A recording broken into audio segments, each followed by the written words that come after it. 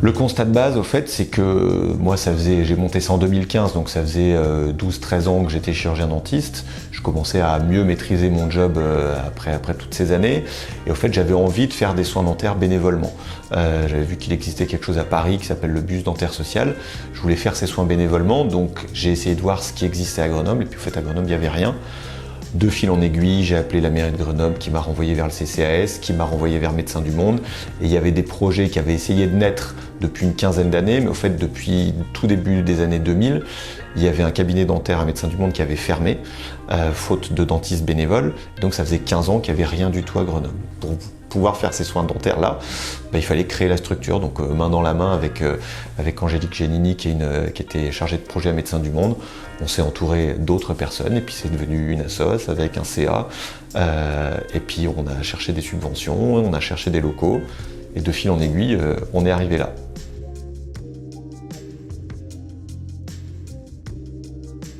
Alors en fait, depuis le début, l'idée c'était de pouvoir prendre en charge des personnes qui n'avaient pas de couverture maladie, puisqu'il n'y avait rien du tout sur Grenoble. Donc le système qu'on a mis en place, c'était 3 matinées de soins par semaine, lundi, mercredi, jeudi. Les soins faits exclusivement par des dentistes volontaires et bénévoles, 2 salariés, une assistante dentaire qui gère les soins au fauteuil, la stérilisation, les agendas, les commandes, etc. etc. Le vrai job d'une assistante dentaire dans n'importe quel cabinet libéral. Et puis un travailleur social, qui est Boris, qui est médiateur sanitaire, on appelle ça un médiateur sanitaire parce qu'il fait du travail social dans le champ de la santé. Et puis on a fonctionné ce qu'on appelle par prescription, c'est-à-dire que les patients ne venaient pas d'eux-mêmes parce qu'on n'avait pas les moyens de savoir s'ils avaient une couverture maladie ou pas. Donc comme au tout début, justement, on a commencé avec Médecins du Monde et la PAS de l'hôpital. La PAS, ça veut dire permanence d'accès aux soins de santé. C'est la sous-partie de l'hôpital qui gère justement des personnes qui n'ont pas de couverture maladie. Donc Médecins du Monde et la PAS, ils avaient très souvent des patients qui venaient, qui avaient des problèmes dentaires et ils n'avaient pas de solution. Donc ils nous les ont envoyés et c'est comme ça qu'on a commencé ce fonctionnement par prescription. Au début, on avait 2 prescripteurs. Aujourd'hui, en 2022, on en a plus de 80 structures médico-sociales qui donc gèrent un public qui est précaire, qui n'a pas forcément de couverture maladie et qui nous les envoient lorsqu'ils ont des problèmes de dents. Quand vous arrivez en France et que vous n'avez pas de couverture médicale, il y a 2 possibilités. Il y a la première possibilité, ça s'appelle l'AME, ça veut dire l'aide médicale d'État.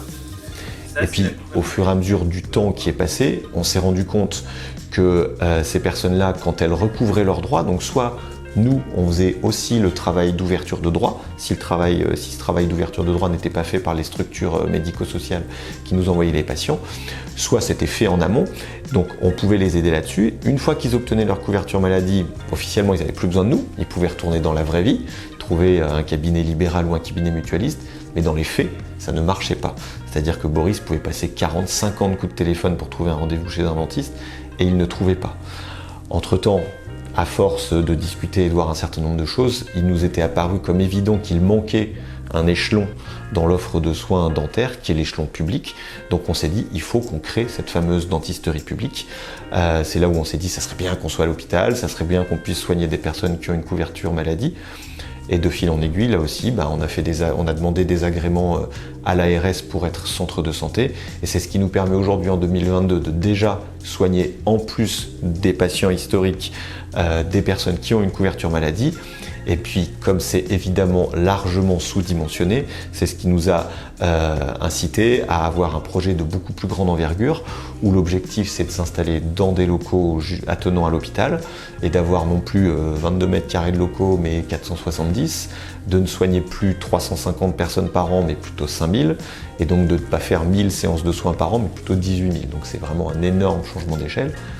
Et ça fait 2 ans qu'on travaille là-dessus, sur les subventions, les accords avec l'hôpital, trouver des dentistes salariés. On va garder nos dentistes bénévoles qui ne veulent pas s'arrêter, qui veulent continuer à faire des soins bénévolement.